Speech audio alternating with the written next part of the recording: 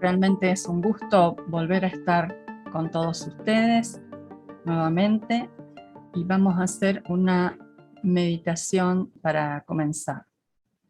Voy a compartir pantalla. Vamos a hacer la meditación de Radha Burnier, que dice así. Respiramos profundo y nos relajamos. Mantenemos la espalda derecha.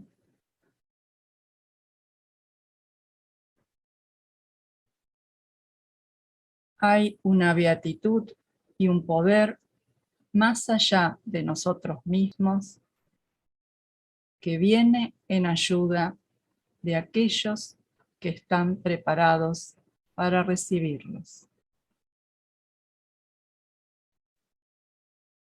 Volvámonos a aquellas grandes fuentes de las cuales emanan incesantemente la fortaleza y la inspiración a todos los que, olvidando el yo personal, están resueltos a aprender y a compartir sin reservas. Muchas gracias.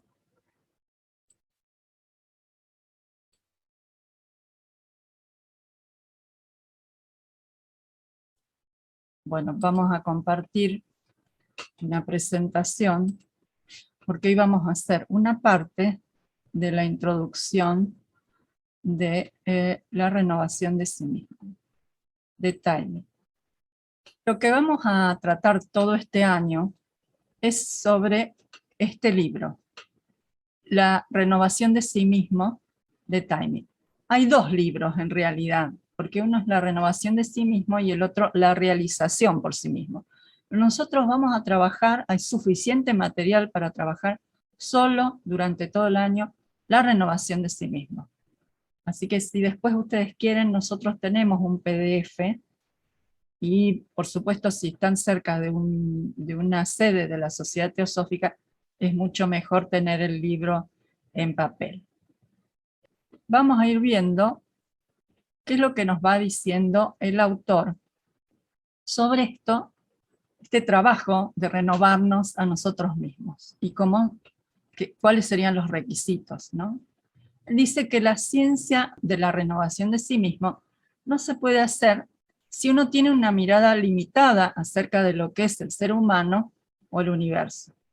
Bueno, por ejemplo, si nosotros pensamos que el ser humano es solamente esto que vemos, que es esto físico que vemos, no podemos encarar esto de hacer la renovación, el cambio, si desconocemos todo lo otro, ¿no?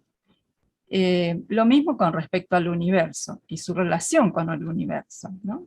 No es posible hacer este estudio si no correlacionamos al hombre con el universo en el que vive, y sin indicar la naturaleza de su destino final, nos dice Taime. O sea, ¿hacia dónde va ese ser humano? O sea, ¿cuál sería el sentido de esta vida como seres humanos? Y tengamos en cuenta que Taime es un discípulo, o sea, él de lo que nos va hablando es de cosas que él ha experimentado, que por ahí a veces de los otros planos, por ahí nosotros no tenemos esa experiencia, pero él nos va hablando con un conocimiento de ello. Bueno, también nos dice, si no hemos de vivir en esta tierra más que una sola vida de unos pocos años, si el futuro después de la muerte es nebuloso, si no tenemos noticias acerca de qué pasa después de la muerte, y si no hay leyes definidas que operan en los campos de la mente y de las emociones, si no hay una meta clara que todo ser humano haya de alcanzar, dice entonces, esta educación de nosotros mismos, en un sentido amplio, es un esfuerzo insensato y vano para lograr un ideal difuso e inalcanzable. Fíjense ustedes que estas cosas son parte de las cosas que hemos tratado en el año pasado. O sea, hemos hablado de que vivimos más de una vida, de reencarnación. Hemos hablado de cómo es la vida después de la muerte. Hemos hablado de leyes como el karma, que operan no solo en el campo físico, sino en el campo emocional y en el campo mental. Y, bueno, de la meta que tiene el ser humano. Y dice, la vaga promesa de recompensas que las religiones ortodoxas ofrecen en alguna especie de vida post-mortem, generalmente todas las religiones hablan de esta vida post-mortem, pero puede ser suficiente para inducirnos a las personas corrientes a vivir una vida virtuosa, pero no alcanza para dar ese tremendo impulso y esa determinación que viene de lo profundo y que se necesita para hollar un sendero largo y arduo hacia la perfección. Recuerden que este es un sendero que no es un sendero de una sola vida. Este sendero hacia la perfección, cuando nos definimos a recorrerlo, pasamos varias vidas hasta que se alcanza la meta. Y es bastante, como hemos visto en la vida de grandes personalidades y grandes santos también, es un sendero arduo, si bien puede serlo lleno, como dice Leif Bitter, lleno de gozo, pero arduo. Dice que la ciencia verdadera de la renovación de sí mismo solo se puede realizar, digamos, sobre ese conocimiento directo y comprensivo de la vida en su totalidad, o sea, como un todo. Eso es lo que nos está brindando de algún modo la teosofía, una comprensión de cómo es la vida en la totalidad. Y el autor también va enumerando algunos de los hechos básicos en teosofía sobre los cuales se basa este libro. Y por supuesto que deja que el lector decida si puede aceptar estos hechos como base de una ciencia de la educación de sí mismo. Y esto sí es importante. Nosotros, todo lo que hacemos o decimos acá, no es para que sea aceptado ciegamente, sino que uno debe someter, como cualquier cosa que llega a uno debe someter al propio discernimiento y ver en qué le puede parecer razonable, en qué no, discernir realmente sobre eso. Porque eso también es la base para irnos desarrollando en nuestro aspecto mental superior y en nuestro aspecto también intuicional, que después lo vamos a ver en capítulos posteriores, cuando se trabaje el tema de la intuición, vamos a ver las funciones y todo detalladamente. Es muy, muy interesante. Bien. Y si apenas puede esperarse que una persona esté dispuesta a acometer esta ardua tarea de transformarse completamente, a menos que acepte, dice, tentativamente las verdades de la teosofía, o que por lo menos esté dispuesta a considerarlas como hipótesis razonables para fines prácticos. O sea que no aceptarlo ciegamente, pero por ahí ir viendo tentativamente, tenerlo como una especie de hipótesis de trabajo. O sea, lo tomamos. A veces hay ciertas cosas que no nos convencen del todo, o que lo tenemos como una verdad en revisión. O sea, que no sea algo que no podamos volver a rever, a repensar, fundamentalmente repensar todas las cosas que creemos. ¿Sí? Bien.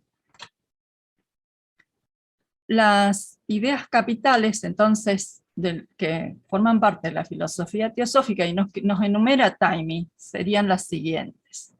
Una es que el universo manifestado tiene sus raíces en un principio eterno, ilimitado, inmutable, siempre inmanifestado, al cual se le designa como el absoluto o la realidad suprema. Este principio trasciende el poder de la comprensión humana.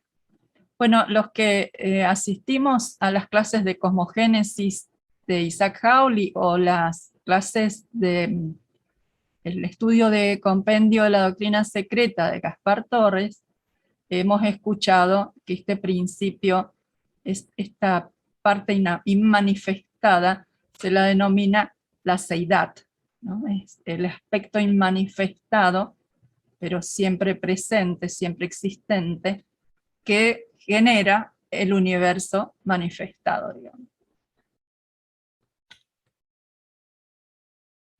Otro de los principios en el que se basa es que el espíritu y materia, esto también lo vemos en Cosmogénesis, no son dos realidades independientes, son solamente dos aspectos del absoluto.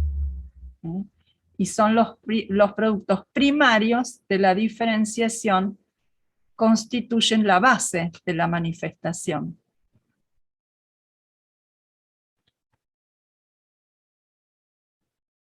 De esta tríada, o sea, de saceidad y del espíritu y materia, proceden todos los innumerables universos que aparecen y desaparecen en un ciclo interminable de manifestación y disolución. Si quieren ver un poco más en profundidad esto, les aconsejo las clases de cosmogénesis de Isaac Hawley que están en YouTube, en el canal América Teosófica. Se van subiendo las clases de todos los lunes y se ven en detalle. Esto realmente exige explicaciones de bastante tiempo. Los innumerables sistemas solares que forman el universo manifestado son expresiones de la realidad suprema. Cada sistema solar es una unidad independiente y, sin embargo, mantiene sus raíces en la realidad siempre inmanifestada. Bueno, no solo los sistemas solares, ¿no? Nosotros también. Todo lo que existe tiene esas raíces en esa realidad siempre inmanifestada. Cada sistema solar es un mecanismo perfectamente ordenado que no solo está gobernado por leyes naturales inmutables, sino que es la manifestación de una inteligencia trascendente a la cual se le da el nombre de Logos o Dios. O sea, el universo no está poblado por seres inteligentes, ¿no? Algunos he escuchado que algunos dicen que no es un individuo el Logos solar, sino que es una jerarquía de seres. Que en el único reino, esto se lo he escuchado decir a Gaspar Torres, que en el único reino donde existe individualidad en el ser humano, que antes del ser humano se trabaja todo en conjunto y después cuando se trasciende también. Bueno, por ahora es una teoría para nosotros. El Sol físico y los planetas conectados con él son la parte más externa y más densa de nuestro sistema solar, en el cual existen varios mundos invisibles compuestos de materia cada vez más fina que interpenetran el mundo físico. Bueno, esto es lo mismo que nosotros, o sea, el Sol y los planetas, lo que nosotros vemos, lo que percibe la ciencia, ¿no? Con sus telescopios y todo ello, es solo la manifestación física, lo mismo que nosotros. Tenemos un cuerpo físico, pero también tenemos cuerpos sutiles. Tenemos un cuerpo etérico o a veces, según Blavatsky, el doble astral. Tenemos un cuerpo emocional o cámico. Tenemos un cuerpo mental y después los cuerpos espirituales, un cuerpo causal, subiendo, ¿no? Un cuerpo intuicional o búdico, y después tenemos Atma, que sería Atma es un principio universal. Vamos a pasar al séptimo de los preceptos, de los fundamentos que nos presenta Taimi. Dice que todo sistema solar con sus planetas visibles e invisibles es el vasto escenario sobre el cual la vida, en sus varios estados e innumerables formas, evoluciona hacia una perfección cada vez mayor. O sea, toda la vida en todo el universo, inclusive la vida dentro del átomo, de la silla donde están sentados, esa vida dentro de ese átomo está en una evolución constante. Una evolución hacia una perfección cada vez mayor. Y nosotros somos parte de esa evolución. Todo este asombroso proceso tiene lugar de acuerdo con un plan definido que está presente en la conciencia divina y que es controlado y guiado por varias jerarquías de seres en diferentes grados de evolución. O sea, de algún modo estamos asistidos invisiblemente. Todo esto que se desarrolla está asistido por estas jerarquías de seres que por ahí tal vez nosotros no alcanzamos a comprender. Dice, la evolución de nuestra humanidad terrestre es guiada por una jerarquía oculta. Dice, integrada por seres humanos perfectos que han desarrollado poderes y facultades trascendentales que nosotros no podemos concebir en nuestro actual estado. Estos serían lo que llaman los maestros de compasión, el Cristo, el Buda. Recordemos que ellos ya trascendieron la etapa humana, están en un reino superior. O sea, la diferencia que existe entre estos seres y nosotros es la misma diferencia que existe entre nuestras mascotas, nuestro perro, nuestro gato y nosotros. Esto es interesante tenerlo en cuenta. Estos seres, dice, están en contacto íntimo entre sí y con los asuntos del mundo. O sea, ellos son eminentemente prácticos. Basta leer las cartas que el maestro KH y el maestro Moria le escribieron a Sinet para darse cuenta que son seres muy prácticos. No son por ser seres más espirituales románticos. Tienen los pies en la tierra y ellos están en el cielo. Dice, y los dirigen conforme al plan divino con destreza y sabidurías consumadas. Hasta donde ellos no pueden torcer el karma, porque por ahí a lo mejor uno diría, pero ellos tienen todo el poder y podrían hacer que, no sé, el mundo estuviera completamente en paz. Pero ellos perderían su condición y volverían a caer, porque la ley de karma está por encima de todo. ¿Sí? Ellos no pueden, tienen que permitir que la humanidad aprenda por sí las lecciones.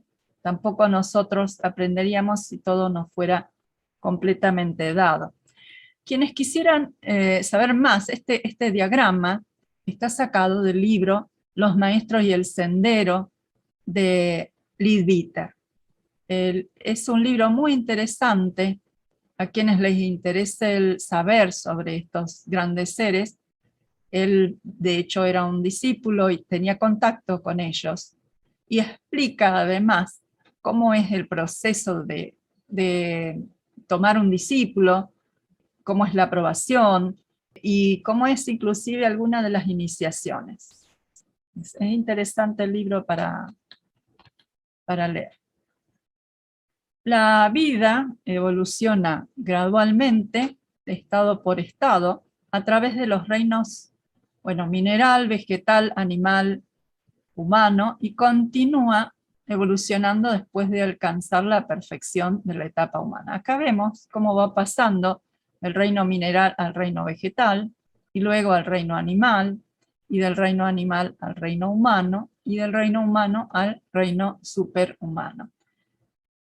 acá continúa y por acá abajo, antes del reino mineral, hay otros 3 reinos que se llaman los reinos elementales, pero que bueno, no lo vamos a ver acá. Una cosa que quería decirles es que la vida que está contenida en este momento en el reino animal va a pasar al reino humano, como lo estamos viendo acá, ¿no? Como van pasando.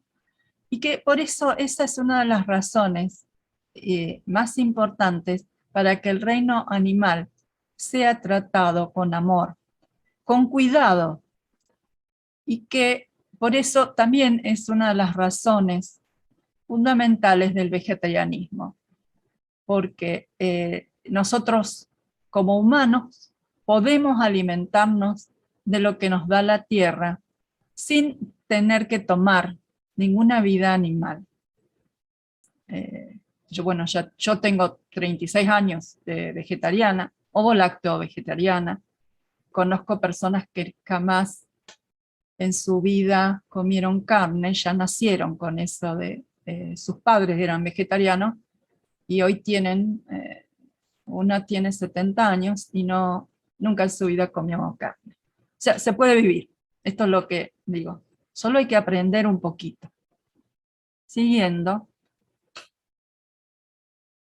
todo ser humano es divino en esencia y contiene dentro de sí todas las cualidades y poderes que asociamos con la divinidad, en estado germinal y en desarrollo gradual hacia una perfección siempre mayor y una expansión de conciencia que no tiene límites. Esto es interesantísimo. O sea, todo tiene en sí a la divinidad. Aún la materia en sí tiene divinidad. Y está en ese proceso de perfección siempre mayor y una expansión de la conciencia que no tiene límites. Y hacia eso vamos nosotros también. Otra de las postulaciones que nos da la teosofía es que el desarrollo de todas estas cualidades y poderes latentes se logra mediante el proceso de reencarnación. El alma encarna una y otra vez en distintos países, bajo circunstancias variadas, para obtener experiencias de toda clase. Y luego pasa periodos de reposo en los planos superfísicos para asimilar las experiencias. Esto es interesante remarcar que el alma pasa por distintos tipos de experiencias. O sea, a veces se encarna como hombre o como mujer, a veces se encarna en determinados países o en otros, en una raza o en otra raza, a veces en una clase social rica y a veces en una clase social pobre. O sea, hemos pasado en las cantidades de vidas que hemos vivido por bastantes clases de experiencias diferentes. Y seguiremos este camino también de acuerdo al karma, ¿no es cierto? Dice, no solo el aspecto físico, sino todos los aspectos de la vida humana están gobernados por leyes naturales que operan en sus respectivas esferas. Como les decía, el karma opera en nivel físico, en nivel emocional, o cámico, en el nivel mental también. Y esta ley de causa y efecto, que todo lo abarca, se conoce generalmente como karma, y hace que el hombre se convierta en dueño de su destino y dispensador de felicidad o de miseria para sí mismo. Porque entonces todo lo que nos sucede no es culpa de otro, es algo que de algún modo nosotros hemos generado. Y es interesante preguntarse si karma o si la vida me está poniendo en esta situación, ¿qué sería lo que tengo que aprender? Porque siempre karma es muy inteligente, nos va a ir mandando las lecciones para que nosotros podamos aprender de esas distintas situaciones que vivimos. Y ya estamos por terminar. Dice, tal como en los reinos vegetal y animal puede acelerarse la evolución de las formas utilizando las leyes de la biología, bueno, nosotros sabemos que la ciencia hacen para que todo rinda mejor usan las combinaciones para que los granos sean mejor, para que el animal sea mejor. También lamentablemente se meten con el tema del reino animal, pero están trabajando sobre la forma, el aspecto forma. Entonces Taimi nos dice que también se puede trabajar en realidad sobre la parte humana, sobre la parte emocional y mental, y sobre la parte espiritual, para acelerar la evolución del hombre aplicando leyes mentales y espirituales que operan en esos respectivos campos. Y es que lo que vamos a ir viendo en este año de estudio. Y lo último que nos dice, la ciencia de la renovación de sí mismo se basa en la aplicación de estas leyes naturales en su totalidad al problema de la evolución humana, y por lo tanto es tan cierta y confiable de dar resultados definidos como son las leyes que operan en el plano físico, en el campo de la ciencia moderna. Vamos a obtener resultados, o sea que esta ciencia de la renovación de sí mismo nos da resultados definidos, que podremos ir comprobando y podremos ir viendo dentro de nosotros mismos. Y dices lo mismo que las leyes, como si fuera la ley, por ejemplo, en el campo físico, la ley de gravedad. Nosotros es una ley que la podemos palpar. Tenemos un resultado definido. Entonces se puede calcular exactamente, recuerdo en las clases de física de la escuela secundaria, cuando nos hacían calcular que si tirábamos una piedrita de tal masa, de tal altura, en qué momento llegaba, bueno, se puede calcular por la ley de gravedad, porque es definida. Lo mismo sucede con las leyes que rigen nuestros aspectos mentales y espirituales. Bien, y acá vamos a pasar a la parte de preguntas. Si hay preguntas, pueden levantar la mano o algún aporte. Carlos, sí, dale, adelante. Perdón, entré un poquito tarde, pero bueno, me queda una duda. Bien. Decías que en la cuestión del karma, pues nosotros nacemos en diferentes países, en diferentes circunstancias, en diferente clase social, etcétera. Me queda una duda. Entonces, ¿es necesario o sería incorrecto el tratar de salir de una situación y cambiar mi estatus a otra? Es decir, una persona que nace pobre, entonces es la vida que tiene que vivir. ¿Está mal que quiera cambiar a un estatus social mejor? O si vive en un país y se quiere ir a otro, ¿estamos de alguna manera interrumpiendo la función del karma? ¿O está bien? Y bueno, esa es la duda. No sé si me expliqué. Sí, te entiendo perfecto.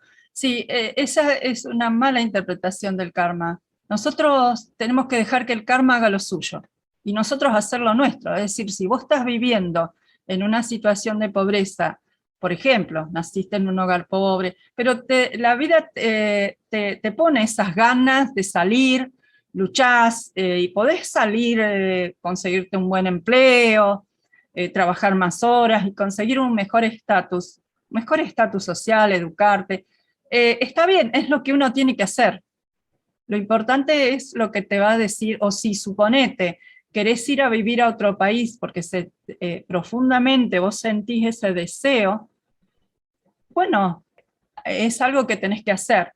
Lo más importante, sí, es tratar de discernir si eso que queremos proviene desde lo profundo, o sea, de nuestra parte espiritual, y es una verdadera voluntad interna, o es una fantasía mental, porque a veces nos hacemos fantasías mentales en el sentido de que nos ideamos algo y creemos que eso que ideamos lo vemos todo tan rosa ya, que creemos que queremos eso. Discernir eso es importante, pero de última, la prueba y error nos va a dar la sabiduría necesaria para poder ir dándonos cuenta de eso, ¿no? De cuál es algo verdadero, profundo, de que realmente lo queremos y realmente lo tenemos que hacer, tratar de lograr. Así que el karma lo tenemos que dejar que se ocupe él mismo de sí mismo, ¿no? No decir, o no ayudar a alguien porque es su karma. No, no. Si nosotros sentimos el impulso de ayudarlo, bueno, hacerlo. De última, si está en el karma que eso no tenga que ser, de algún modo va a surgir algún obstáculo y no lo vas a poder hacer. Suponete, vos querés viajar, no sé, estás en América y querés ir a viajar y a vivir en Europa. Y tenés un deseo muy fuerte, pero suponete que eso no puedas, no vaya a ser. Va a haber algún obstáculo que va a ser que no puedas. A lo mejor el obstáculo está solo para que vos te entrenes y entonces agarres más para probar tu voluntad. A veces inclusive en estas cuestiones espirituales, a veces se presenta un obstáculo y dice, bueno, a ver, ¿cuán firme estoy yo? A veces pasan los miembros que se hacen miembros de la sociedad teosófica. Y a veces empiezan a venir pruebas, y eso nos da la pauta, cuán firme estoy yo en esto, y cuán firme quiero seguir con este sendero, este camino. Y son pruebas, pero bueno, que nos muestran lo que hay dentro de nosotros. No sé si está bien respondida la idea. Muchas gracias. Muchas gracias. Por favor. Julián, ¿qué tal? Qué gusto. ¿Qué tal? Bien, ¿cómo andás? Bien, dale. Me alegro de estar de vuelta en el ciclo. Sí, bueno. todos, la verdad que sí, es un gustazo. Mira, te quería hacer una pregunta para no demorar. Vos hablaste en el punto 9, bueno, del libro de Lev Dieter, que quisiera saber un poquito más sobre los seres prácticos. Esto me quedó como, ¿qué son? ¿Como especie de elementales o el punto 9? Me parece que es. Donde está el diagrama de las jerarquías. Claro. No, sí, yo me refiero a los seres que ya están en una etapa superhumana, esa jerarquía oculta de los maestros, lo que le llaman los maestros de compasión. Inclusive la sociedad teosófica fue fomentada por dos de ellos, que inclusive asumieron en sí el karma del resultado de esa fundación. Usaron a discípulos, su discípula más avanzada o su discípula que fue que es la fundadora, digamos, principal, sería Blavatsky. Ella estuvo en contacto con ellos, contacto físico con ellos. Exacto. Y después en esa época hubo muchos discípulos. Olcott también, Olcott era un discípulo laico, que también estuvo junto a Blavatsky ayudando en esto de la fundación de la sociedad. Sí. Y hay un libro que se llama Las cartas de los maestros a Sinet, de K.H.M. A veces por respeto, por no invocarlos, se les llama con las iniciales, como un respeto es hacia estos seres. Ellos, si uno le dan instrucciones, Sinet le empezaron a cartear. Sinet no fue discípulo, sí tuvieron una relación, especialmente con KH. Sinet era un periodista, trabajaba en un diario muy importante, el Pioneer en India. Entonces le empezaron a cartear y a escribir sobre la enseñanza, y él con esa información hizo un libro que se llama, está actualmente, El budismo esotérico de Sinet. Bueno, y esas cartas, que en un principio no iban a ser publicadas, fueron publicadas los herederos de Sinet lo dieron a la Sociedad Teosófica, fueron publicadas y hoy podés comprar el libro. Están muchos de los originales están guardados en el Museo de Londres. Muchos miembros que han viajado lo piden de visitarlos, se pueden ver detrás de una vitrina. Esas cartas están algunas escritas con un sistema como si la tinta estuviera metida en el papel. Un sistema que actualmente no es posible, porque el maestro uno de los medios que usaban era la precipitación de esas cartas, y a través de Blavatsky. Entonces, se pueden ver, y se puede ver el carácter de cada uno de ellos, porque el tipo de letra da una especie de carácter. Es muy interesante todo eso, pero es interesante el contenido, porque le daban a veces instrucciones a Sinet de cómo tenía que hacer el contrato social, o sea, sabía cosas de esas que uno dice, bueno, para eso voy a un abogado que me asesore. El maestro lo sabía. No es un ser que está así como romántico, como a veces nosotros pensamos en la espiritualidad, todo romántico. No. En los pies en la tierra, por supuesto que es imposible para nosotros comprender lo que ellos son. Hay un reino de diferencia. Es imposible a nuestro perro comprender lo que nosotros somos. Y a nosotros nos es imposible comprender lo de ellos. No sé si contesté. Lo de Leadbeater, después si querés hablamos el sábado. Sí, el sábado nos vemos. Sí. Qué lindo. Dale, sí. Bueno, para los que no saben, el sábado en Rosario empezamos actividades presenciales. Lo vamos a hacer cada 15 días, pero bueno, va a ser también un tallercito de hora y cuarto, hora y media. Buenísimo.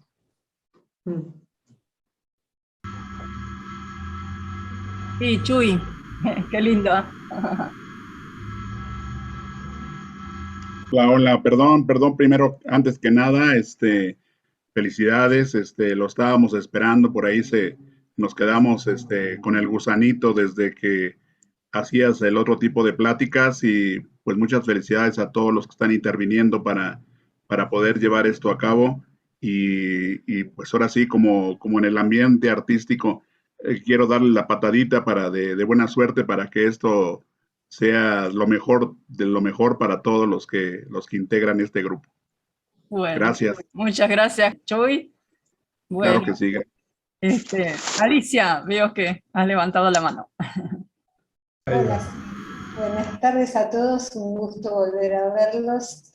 Yo vi en el diagrama ese que pusiste, que hablaba de las iniciaciones, y es un tema que a mí me llama mucho la atención y me encantaría conocer un poco más. Quería saber si en el transcurso del año o si el libro trata de esto y se va a tocar, o directamente lo puedo ver en Maestros y el Sendero. En el libro no se toca ese tema. En el libro va encarando vehículo por vehículo, desde el vehículo físico, pero sumamente interesante, hasta el vehículo átmico, que es lo superior nosotros, lo superior de lo manifestado sería. Pues tenemos nuestras raíces en esa seidad también, en este absoluto, esa parte no manifestada. Pero sí, los maestros y el sendero del Leadbeater tiene una versión de ello. A mi gusto, a mí me gusta el Leadbeater. Ahí tenés una información sobre el tema de las iniciaciones, y no recuerdo otro. Si tenés los libros de Powell como es un compilador, Powell también trabaja, pero si los tenés, Arthur Powell tiene un libro por cada cuerpo. No sé si no está más diseminada la información. En el de los maestros y el sendero está como más concentrada esa información. Acá me dice también Martín, el yoga y el hombre perfecto de Annie Besant. También habla de las iniciaciones. Muchas gracias. También se puede agregar, Rada Burnier tiene un artículo donde habla de también se podría decir del sendero, de las iniciaciones, que es bastante interesante, Rada, que normalmente no habla de esas cosas y sin embargo tiene un artículo. Y también puedes buscar lo que tiene que ver con las iniciaciones, las vas a encontrar tanto en el hinduismo como en el budismo, con distintos nombres, pero recordemos que siempre son estados de conciencia en los cuales se va transitando. Entonces lo vas a encontrar seguro en cualquier filosofía o religión en forma comparada, siempre y cuando tenga unas bases profundas. Es lindo poder hacer esa comparación y darse cuenta cuando uno ve que existen en la Kabbalah, en el hinduismo, en el budismo. Uno dice, bueno, es obvio que existen los cambios, ¿no? Y que hay un cambio de conciencia y que sí que tiene que ver con los cuerpos, como se va a tocar en estos temas. Perfecto, muchas gracias. Así que por ahí capaz que si hay más necesidad, en algún momento podemos abrir un paréntesis y hablamos sobre eso.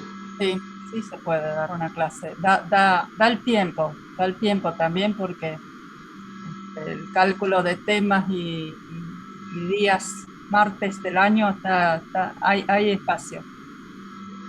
Quería decir que también en el cristianismo, yo he escuchado mucho, tenemos un miembro que además de ser miembro de la Sociedad Teosófica, es obispo de la Iglesia Católica Liberal, y él siempre explica, bueno, hay varios obispos en la iglesia, miembros de la Sociedad Teosófica, entonces conocen mucho lo que es el cristianismo místico. Y también determinados hechos de la vida de Jesucristo se identifican con iniciaciones. Sí, la verdad es un tema apasionante. José, estamos... Sí, solo agregar que hay una recopilación de escritos de HPB que sacó la luz sobre los misterios del yoga y la iniciación, escritos por HPB, y también hay un pequeño librito, si te interesa el tema de la iniciación, del teósofo español Eduardo Alfonso. Es un librito muy pequeño, pero sumamente interesante y muy ilustrativo sobre la iniciación. Carlos. Perdón, Emilce. Quería preguntarte, en una diapositiva que nos pones, que es la jerarquía oculta, me llama la atención porque aparece en el Chohan 6, la iniciación, aparecen 7 maestros. Esta jerarquía o estos 7 maestros yo los estudié en metafísica bueno, canalizaciones de Good Ballard y Geraldine Innocenti. No sé si tiene que ver con esto porque es muy parecido o es algo diferente, no sé. Sí. Acabo de iniciarme en teosofía, por eso a lo mejor hago preguntas. Sí, hay un artículo. Tiene que ver, pero la concepción de cómo definimos o cómo se presenta la imagen del maestro es muy diferente para la teosofía que para la metafísica. Hay un artículo muy interesante de Pablo Sender que hace la comparación entre los Mahatmas teosóficos y lo que serían los maestros ascendidos de la metafísica. Usan los mismos nombres y todo, pero inclusive si vos lees lo que dicen en las cartas, estas que yo te digo que están en el Museo de Londres, y lo que dicen los escritos de metafísica, te das cuenta que no es la misma persona, o sea, que no es lo mismo, no es el mismo que está diciendo, inclusive hay cosas que son contrarias. Entonces, habría que verlo. Este es el dato que yo tengo. También él explica cómo Valiar toma los nombres de los maestros. Yo ahora no lo recuerdo, pero él relata un poco cómo fueron tomados los nombres. Muchas gracias. Pablo Sender se llama. Pablo Sender, vos no estás en nuestro grupo. Nosotros tenemos un grupo de WhatsApp que le pusimos ciclo de teosofía. nosotros mandamos las cosas. Y si no quisieras estar en ese grupo, nos podés mandar un email a teosofiavirtual.ar@gmail.com. Si me agregas, está maravilloso, ¿eh? Bueno, Muchas gracias, Emis. bueno, dale. El próximo martes vamos a continuar con esta introducción. Hay otra partecita de introducción. Así que, si a ustedes les parece, podríamos cerrar. Bueno, vamos a hacer el óvida oculta de cierre.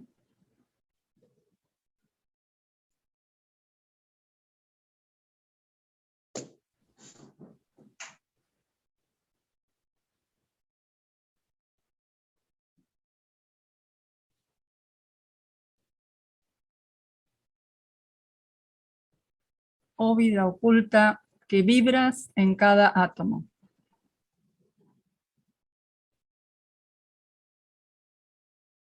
Oh luz oculta que brillas en cada criatura. Oh amor oculto que todo lo abarcas en la unidad. Que cada ser que se sienta uno contigo sepa que él es, por lo tanto, también uno con todo lo demás.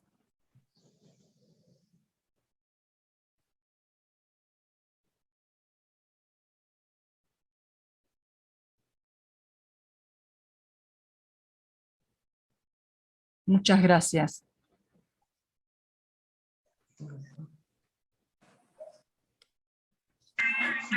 Gracias a vos. Gracias desde México. Gracias, gracias a Buena todos. semana. Buena semana. Gracias, saludos. Buena Muchas semana a gracias. todos. Gracias, hasta luego. Chao, gracias. Gracias. Hasta la Gracias, próxima. Emilce. Como siempre, excelente, maravilloso. Ay, gracias, gracias.